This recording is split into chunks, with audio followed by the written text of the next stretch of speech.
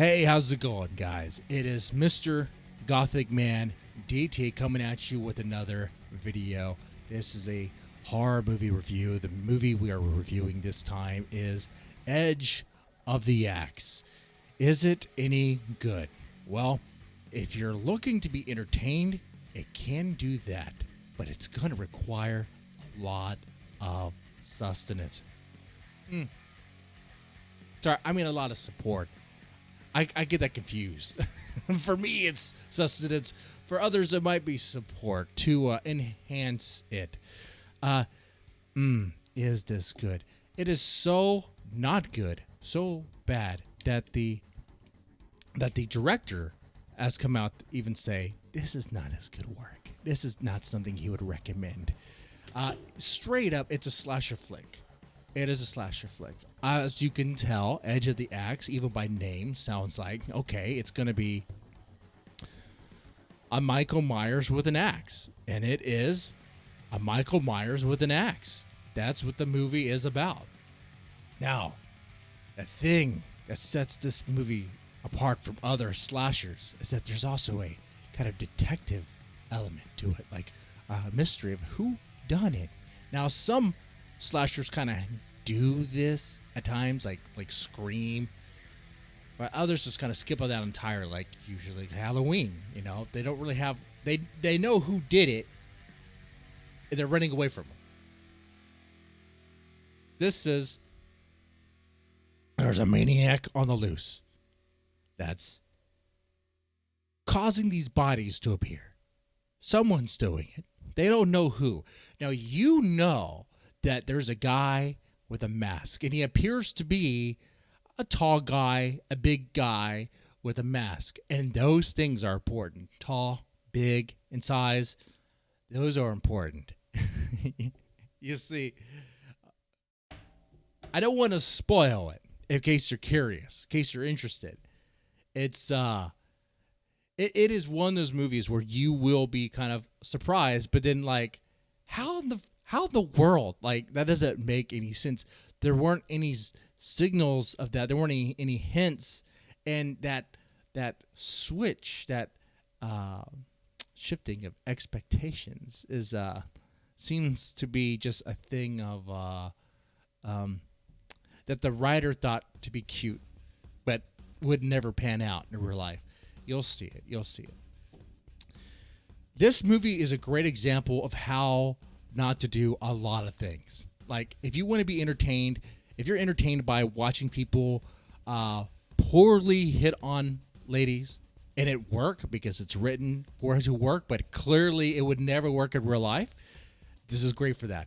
If you are intrigued by interesting and weird relationships, like there is a sugar mama in this, a kind of middle-aged woman who is about to marry, or is already married to this younger guy who's doing it just for the money. Okay, and he's clear about that because he's trying to flirt with. I believe, if I remember this correctly, he's trying to flirt with her daughter. Okay, someone related. It's close. It's a small town thing. In fact, that's not the weirdest thing about this. Seems kind of weird, right? There is an element of possible cousins. There is a possible. No, it's not possible. The movie outright says, all right, these two main characters you see, and they're developing a relationship. It could be cousins. First cousins at that. Okay? All right? Very close. You know? The movie has no problems with it. It just runs with it. So, you have a guy who could be fingering his cousin. Okay.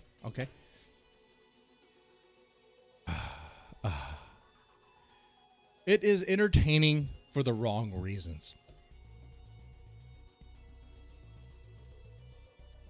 Now, there are many things in this movie that that really stand out. like a product of the time. One of which, so the relationship between the two main characters, which I could describe to you. Wow, I mean, they developed this relationship. They're these nerdy guys. This is like in the 80s. All right, this actually in the 70s. Yeah, 70s. So the computer technology then was, you know, pretty bad, right? Pretty. You wouldn't expect a lot of text to speech things happening, right? Well, that's what I'm getting at is they connect using computers and they type to each other, and it's like it reads it to them. And they're doing that back and forth, this exchange. So, but the weird thing is they don't have to do this. They live in the same town. They're not using like prehistoric 80s internet tech, 70s, 80s internet tech to like talk long distance. No, literally the guy met this chick who could be a cousin. Okay. We find out later on that. Okay. You find out later on about that. But instead of calling her up but going to her place routinely, what happens is he gets her a computer, or he has one that's free on hand, and he gives it to her, and then they communicate that way. It's like you could just go to her house. You could just literally go to her house. Why are you doing this? It seems so... And, you know, looking back at it, I wonder if the writers put themselves in a corner with this, because there is a certain thing that happens, a certain big reveal that could only stay in the dark, only stay behind the curtain with that sort of communication, with that sort of limitation. Because the moment he went to her house,